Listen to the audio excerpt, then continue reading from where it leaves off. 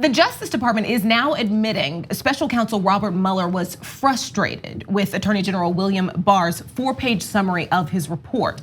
And this comes after a letter Mueller wrote to Barr after his 4-page summary was released. That letter was leaked to the Washington Post. Okay, here is what Mueller said, because the Post actually printed that letter today. The summary letter the department sent to Congress and released to the public late in the afternoon of March 24th did not fully capture the context, nature, and substance of this office's work and conclusions. There is now public confusion about critical aspects of the results of our investigation. This threatens to undermine a central purpose for which the department appointed the special counsel to assure full public confidence in the outcome of the investigations. Now, also in that letter, Mueller asked Barr to release the introductions and executive summaries from his report. Here's that part. Accordingly, the enclosed documents are in a form that can be released to the public consistent with legal requirements and department policies. I am requesting that you provide these materials to Congress and authorize their public release at this time. Release at this time would alleviate the misunderstandings that have arisen and would answer congressional and public questions about the nature and outcome of our investigation. Now, Barr ended up calling Mueller after he got the letter, and the Justice Department spokeswoman described that call as cordial and professional, and said Mueller emphasized, that nothing in the Attorney General's March 24th letter was inaccurate or misleading. So that's a good moment to jump in. So there are a couple of layers to this story. One is, why is the letter coming out now? And this is where we can give you context that almost no other media organization will. And then we'll go to the substance and honestly the naivete of Robert Mueller and some of the professionals and progressives in Washington. That goes to the core of the story. So first, on the timing. This is leaked not by Mueller's team, it's leaked by Barr's team. Now it's against Barr. Mueller basically yelling at Barr saying, why are you misleading the American public about our report? So why is Barr releasing it? Because he's about to testify in Congress. So what they're doing is they're leaking something negative about them that is about to come out the next day anyway with a positive spin. So they give it to the press, and the press dutifully reports that, oh yes, so Barr and Mueller were in talks the whole time, and in fact Mueller called him afterwards and said, you know what, your summary was totally accurate. You know, I was just wanted our summaries released as well. It gives a positive spin to it. It is not at all positive. The number one issue for Barr at this point is he lied to Congress. When he came to Congress, in front of Congress in April, he said that he did not know that of any concerns the Mueller team had with his summary. Now that's obviously not true, because there's this letter where they say, we're deeply concerned about your summary of our findings. That's not a real summary and it misrepresents what we said. That is a clear perjury, which is a crime. I know we don't do anything about crimes anymore if you're powerful in the Trump administration. So Barr's in a lot of trouble. So he leaks this with a positive spin because he knows the Democratic senator already has it and is gonna ask him questions about it tomorrow. And Leahy did ask him questions about it today. So that's why they released this letter. Now, yes. Can I just, because before I forget, I like that you point that out because everyone's talking about the letter. This is what's in the letter. Tell us about that. Well, you know what? We called after we got the letter and it was cordial and nice. And ironically, the only thing that we don't have record of is the positive stuff that he's saying happened. Oh, by the way, that's a great point by Brooke. I want you guys to understand, Barr is a proven liar and he's a obvious hatchet man for Trump and totally misrepresented the findings and then lied about it in front of Congress. So when he tells you that him and Mueller had a perfectly lovely, cordial conversation without Mueller backing that up, this recent history shows you, no, he often lies about what Mueller said or what Mueller wrote. So I wouldn't believe that for a second. So now the substance of it, so you've got the fact that Barr might be in legal jeopardy, but go to the letter. Look, Mueller's report had 10 different instances saying he obstructed justice, he obstructed justice, he obstructed justice. Now the only reason why they didn't say, okay, let's indict him is because Mueller clearly says, according to long-standing Justice Department policy, you cannot indict a sitting president. That doesn't mean he didn't do it. In fact, in the report, it says this does not exonerate him and that Congress should act. So That's a very troubling part. But Mueller was so naive. He gives the report to Barr and thinks that the Attorney General is going to release his summaries that are in the report and the introduction. And Barr goes, idiot, you trusted me? I'm not gonna release your summary, I'm gonna release my summary. And in my summary, I'm gonna misrepresent your summary. And then Mueller appears to be, through the letter, genuinely shocked and chagrined.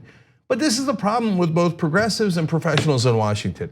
They're trying to play an honest game. Like, oh, okay, well, I did a 448-page report and I give it to you, the Attorney General's gonna turn that in. No, he's not. If you don't tell him you must release the summaries and the conclusions and the introductions, he's not gonna do it. He trusted Barr, that's crazy. But he's trusted all these guys. He trusted John Dowd, who was Trump's attorney before through most of this process. And you know what John Dowd did? Now, he's not Giuliani. Giuliani is total political hatchet man. He's now Trump's attorney. But Dowd was supposed to be one of Mueller's colleagues, like, oh, Bill Barr, I've worked with him, he's a colleague. No, your colleagues are out to screw you. And so Dowd then turned around after the Mueller report was released and said, oh, Mueller and his team are, quote, a bunch of babies. What happened to colleague?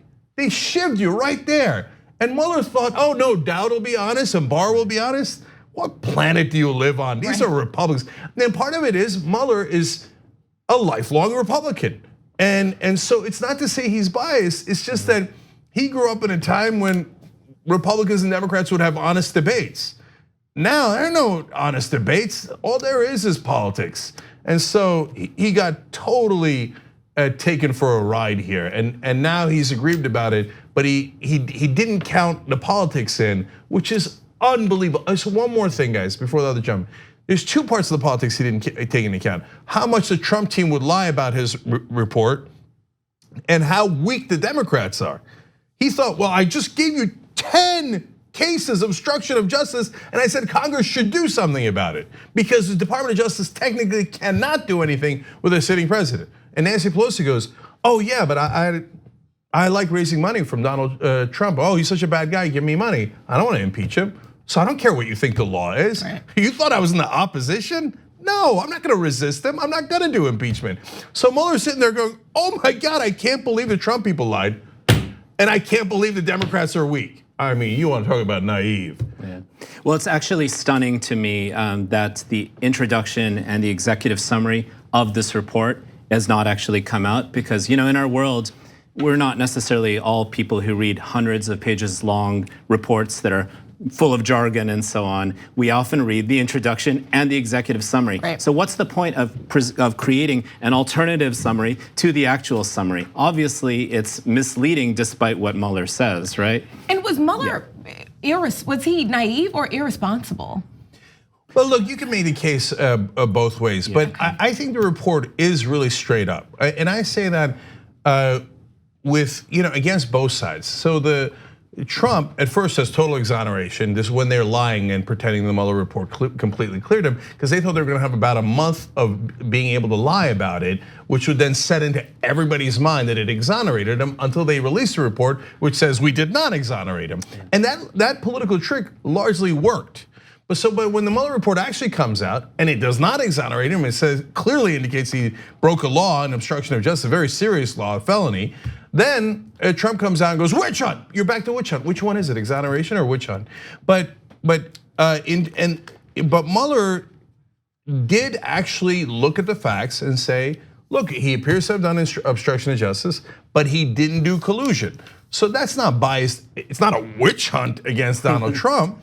And so it's definitely not on the Democrat side, but it's also not on the Republican side because he's like, look, it's clear as day he did obstruction of justice. He did what he was supposed to do with one super notable exception, but I'll get to that in a second. Yeah, I do want to make the point though that Trump benefits a lot from the mainstream media and mainstream politicians, establishment politicians' obsession with this Mueller report because it allows him to rile up his base. It allows this to become a spectacle where the office of the presidency is somehow being attacked, and it allows him to sort of legitimate this. This is why Chomsky actually made the point that this is a great gift to Trump, the mainstream media's obsession with the Mueller report. So no, my only reason is not because there aren't quite likely legitimate crimes that should be investigated. But because there are many, many issues that exist right now politically in our country that Trump has full throttle supported, that 70–80% of the country actually is completely against. I'm glad that you guys cover this more than anyone else. Yeah, so that goes to the point we made earlier about how to cover this and Elizabeth Warren's reaction in particular. So people keep saying you can't cover the Mueller report and impeachment and the policy issues at the same time. Why not? We do a 3-hour show here and we cover all of it, and we're going to cover really important policies like Venezuela and the presidential candidacy later in the show. Part of the mindset is because cable news stations are so maniacally focused on whatever they think the hot issue is. Yeah. So they're like, oh, well, if the hot issue is the Mueller report, then even though we have 24 hours to fill on our station, all 24 hours will be about the Mueller report. Well, yeah, if you have a media environment like that, then you have an issue. Because it's the spectacle of eyeballs, right? That's the logic by which establishment media functions. So whatever can get people's attention, rather than what they actually care about and vote about, is what the establishment media fuels itself on. And so when I mentioned earlier, we're gonna give you a coverage here about why this letter was released that no other media is gonna give you. It's because the media play this game. They want the leaks, so they don't tell you that they're leaking the story to them to give it a positive spin. In fact, they provide the positive spin. That's the exchange. That's the exchange that they're doing. You give me the story, I get to have an exclusive, and in return, I'll spin it to your favor. Now, they're not gonna admit that, and the rest of the media is not gonna admit that because they do it at different times. We don't play that game, so we can tell you why it's happening in the way that you see it. And so Elizabeth Warren, when asked about this in the town hall, said, yeah, I think on principle, we cannot allow the president to break the law and we should impeach. At the same time, here is my incredibly detailed policy proposals. So let's get rid of student debt, let's do Green New Deal, etc. So you can do both if you choose to. Right. It's just that cable news and a lot of the media chooses not to do it. And so one last thing that I promised you guys, and that's the thing that Mueller left out. The one part that I would blame him on is, and I know why he did it, and it's not because he's a bad guy or has bad intent or is sloppy. He's just very by the book. So they said investigate the election. He investigated the election. But in order to see if Trump has ties to Russia, if you think he didn't collude during the election, which I agree with his analysis on that, right? We're not biased. I look at it and I go, okay, he makes a compelling case. He didn't collude during the election. But why did Trump obstruct? I mean, did it not occur to you that this guy's in a panic, obstructs 10 different times, tries to fire the prosecutor and lies about it? And so why did he do that if he didn't do collusion during the election? It's obviously because of his business ties to Russia. And Mueller, being by the book guy, was like, nope, I'm not gonna look at the business ties. That's not during the election. So could that influence Trump? Of course. Right. You have textbook money laundering in plain view. 63 Russian billionaires buy Trump properties. They do not make money on the properties, and a lot of them, they lose money. Now that is classic money laundering. You don't mind losing the money because you're washing the money and getting it out of your country. So if you don't look into that, you didn't establish motive for his obstruction. And so then Barr turns around and goes, ha, idiot, you didn't look into why he might have obstructed. So I'm gonna say that he was completely innocent of the charge. And the only reason he wanted to stop the investigation was because he knew how innocent he was. Is that how normal people act? Of course not. But since Mueller didn't look into the business ties, and by the way, a lot of Trump's defenders on the left said, oh, no, Mueller is a professional and he will definitely look into his business ties. Can I get an admission? You guys were totally wrong. He did not look into his business ties. Yeah.